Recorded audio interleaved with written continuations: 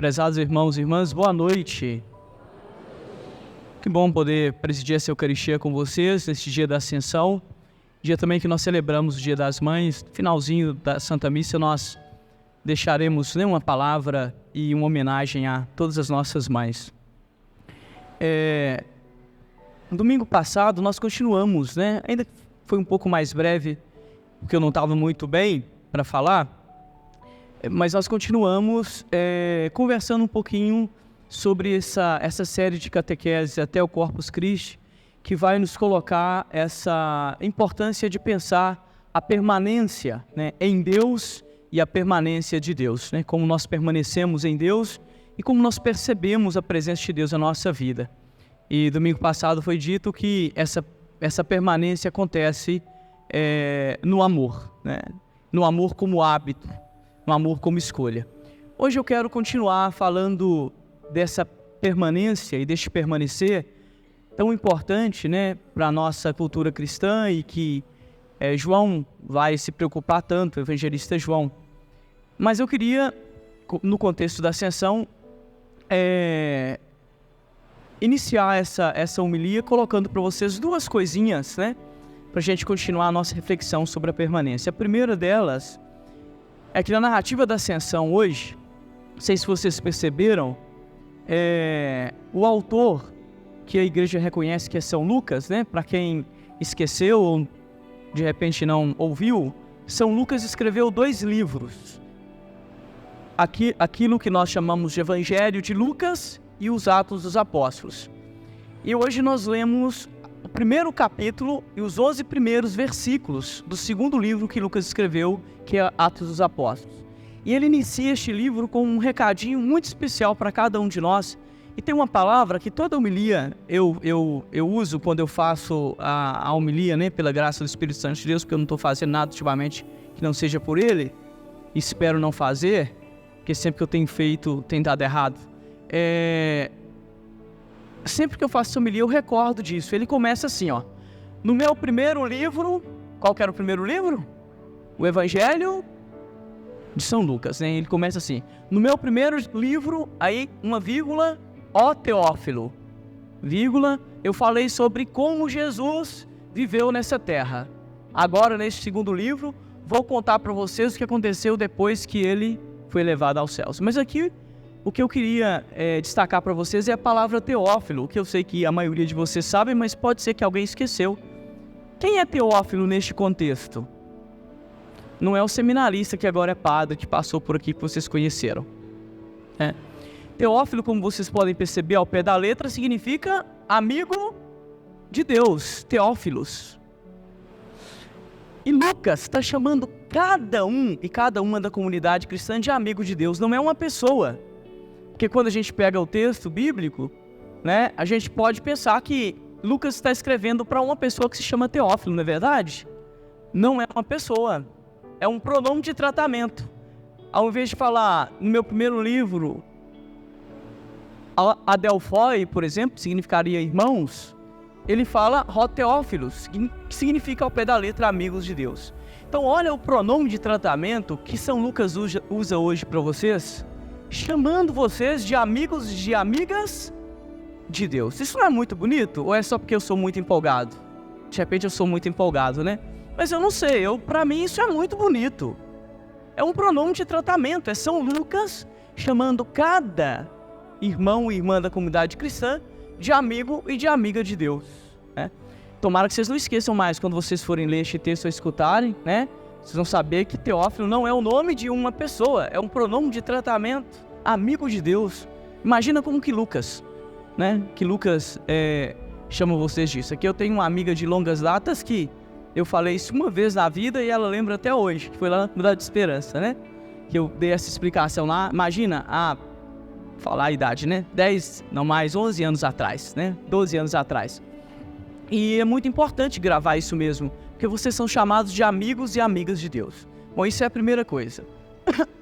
Segunda coisa, hoje nós celebramos a Ascensão, e no texto que Lucas também escreveu e que nós lemos hoje, fala que Jesus, depois de aparecer por essas terras e andar com os discípulos após a ressurreição, foi elevado aos céus, e aí ele chegou a uma certa altura, foi encoberto pelas nuvens, e os olhos não podiam mais ver.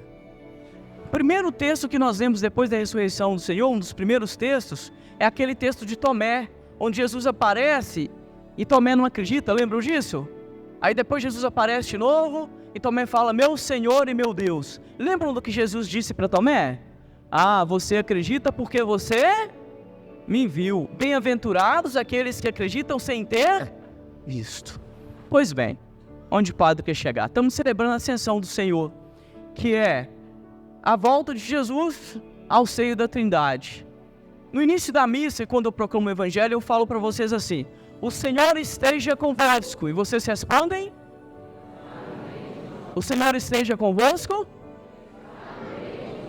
Onde? Que eu não estou vendo. Cadê o corpo de Jesus no meio de vocês? Onde está Jesus? Nós temos mania, nós somos meio papagaio, né? A gente responde, não reflete sobre as coisas. Aí vem um pessoal, conta meia dúzia de lorota e a gente engole. Ainda fala, agora eu descobri a verdade, né? É uma saudação. O Senhor esteja convosco? Onde? Onde está? Onde está? Porque muita gente pode entender a ascensão como uma ausência, né? Subiu e já não está mais entre nós. Mas nós falamos que Ele está no meio de nós. E aí nós precisamos recordar as 3 presenças. Eu quero dizer aqui para vocês, sem nenhum medo de errar, e não porque isso é uma prepotência, porque eu sei, é porque a tradição da igreja ensina isso, e eu aprendi da tradição da igreja isso, e eu acredito que a tradição da igreja, nesse sentido, não pode errar, a tradição mais genuína, e a tradição ensina, né? Como Jesus está presente? A partir das 3 presenças reais de Jesus. Que a gente pensa que a única presença real de Jesus é na Eucaristia. Quem diz isso é herege. E tá cheio de herege, vocês nem imaginam. Pregando e fazendo sucesso ainda. E que vocês batem palma e seguem. Nós temos 3 presenças pela qual o Senhor se faz realmente vivo no nosso meio.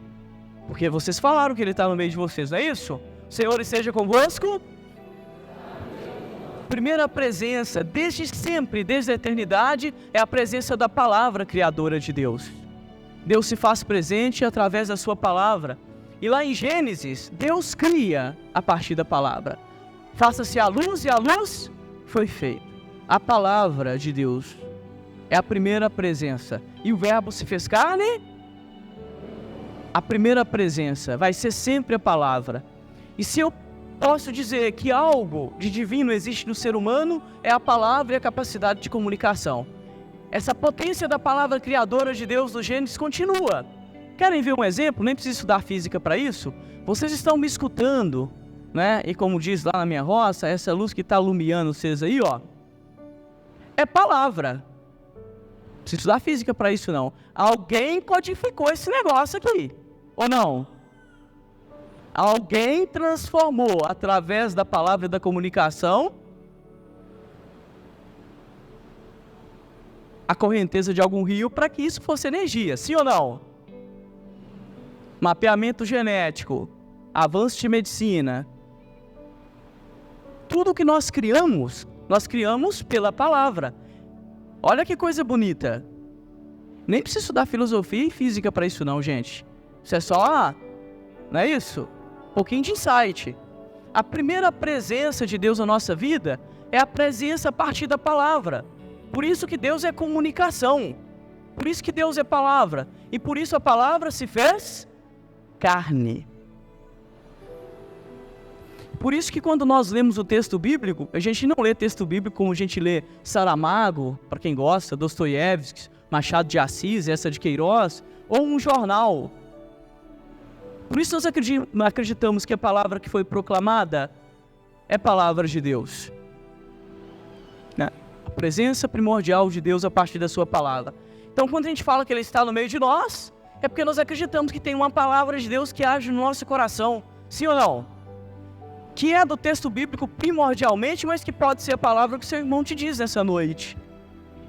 pode ser uma palavra que tem saído diretamente do coração de Deus, passado pela boca do seu irmão, para atingir o seu coração e a sua existência hoje. Segunda presença, porque vocês falaram que Ele está no meio de nós. É isso? Então, a primeira é a presença é a palavra. Do Gênesis, a encarnação do Verbo. A palavra que transforma a nossa vida. A palavra que é codificada na ciência e que produz para a gente coisas palpáveis. Ou pelo menos audível, né? Como vocês queiram. Bem, segunda. Onde 2 ou 3 estiverem reunidos em meu nome, eu ali estarei. A segunda presença é a presença no coração do ser humano que comparte com você a vida. É a presença da comunidade. Por isso, quando eu digo, o Senhor esteja convosco, vocês respondem, Ele está no meio de nós. Porque estamos reunidos em nome da sua palavra. E nós acreditamos que onde 2 pessoas se reúnem em nome de Deus, a sua palavra se faz presente e Ele se faz presença viva. E por isso as pessoas perguntam, padre, como é que eu posso comungar se cheguei à missa atrasado? Olha, se não participou da mesa da palavra, não deveria. Porque não existe, ainda que na nossa catequese mais popular e population, a gente pensa que existe uma separação entre a mesa do altar e a mesa da palavra, mas não existe. Por quê? Porque a palavra se fez carne. Então é muito importante a gente conectar essas 3 presenças, né? Porque a última presença que nós vamos falar agora é a presença na Eucaristia. Quando a comunidade se reúne em nome de Cristo, primeira e segunda presença, acontece a terceira. Eu não fui ordenado para celebrar a Eucaristia para mim mesmo. Vocês acham que eu posso em casa montar um altar e falar, agora eu vou celebrar a missa para mim mesmo? Este poder, entre aspas, né? Porque não é um poder, isso é um serviço. Que muita gente pensa que o padre tem vamos falar assim, né? De trazer Jesus. As pessoas falam isso é muito bonito, isso é sério. Não é um poder egoísta que a igreja me dá. Agora eu vou celebrar a missa para mim. Não existe isso. Primeiro que pelo direito canônico, e não só o direito canônico, mas aquilo que nós chamamos de tradição da igreja, o padre precisa de pelo menos um para responder amém para a missa, né? Porque se não tem uma pessoa, não tem 2 onde Jesus se faz presente. Então a Eucaristia, que é a terceira presença, ela só acontece porque ela está ladeada pelas 2 primeiras presenças. Porque alguém escutou uma palavra e acreditou e partilhou essa palavra com o irmão. É a palavra no meio da comunidade que faz a Eucaristia, né? Eucaristia como uma ação de graças, né? Um sacrifício de louvor. É a terceira presença, não é a única presença, né? Por isso, a gente tem que tomar muito cuidado. Tem pessoas que vêm à igreja e menospreza a homilia, menospreza a palavra que é lida, menospreza o salmo que é cantado, porque ele só está interessado em receber a comunhão. Se você entrou nessa igreja, sentou de qualquer forma do lado da pessoa que está aí, não deu nem uma boa noite, não se incomoda com as pessoas no dia a dia, não escuta atentamente a palavra de Deus, é pela graça que você comunga o corpo e o sangue. É pela graça. Mas se dependesse, vamos falar assim, né, daquilo que é o princípio teológico da coisa, você comungaria pão. Porque você esqueceu das outras 2 presenças, que deu o irmão, né? E as presenças incomodam, né, gente? Principalmente quando a gente fala de presença de palavra, como é difícil ouvir uma palavra, né? Ainda mais a palavra que incomoda, como é difícil encontrar a presença de Deus no irmão e na irmã que está do lado, ainda mais se esse irmão e se essa irmã, ele te incomoda, né? E te incomoda às vezes com uma palavra ou com a presença, né? A presença de Deus é exigente, né?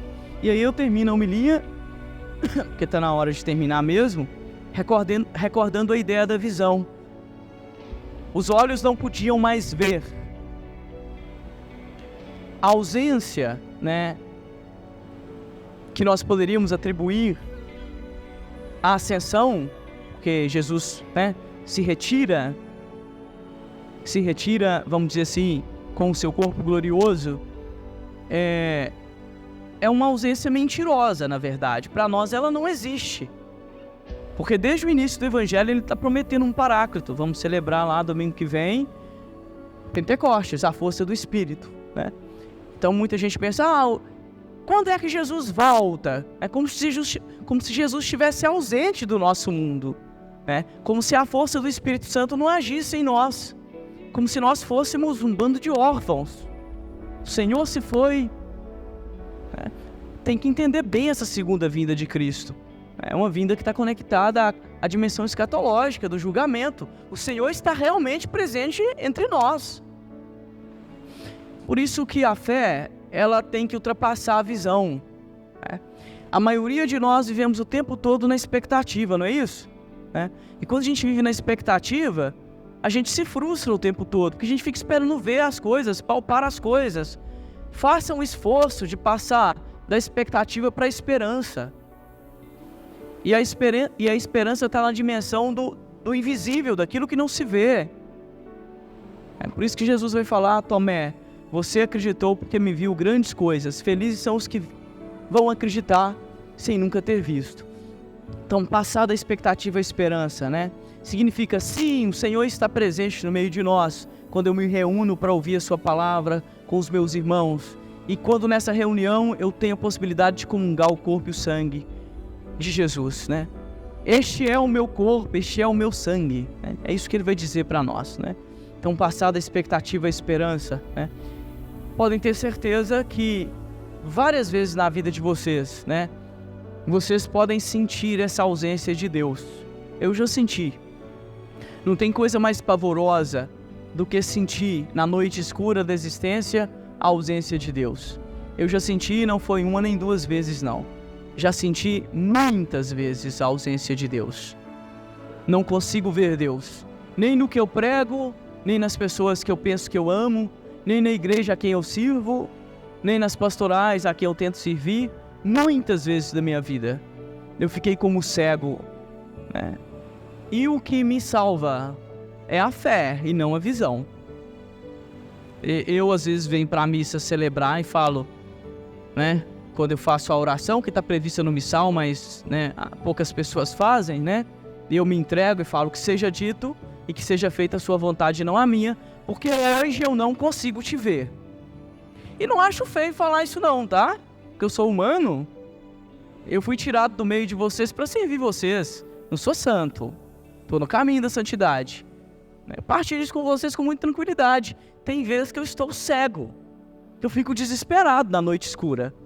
E se for depender da minha visão, se fosse depender da minha visão, nem aqui eu estaria falando para vocês, estaria em outros cantos, né? Ultrapassemos, né, aquilo que é a nossa capacidade de ver, né, no sentido físico, passemos da expectativa à esperança.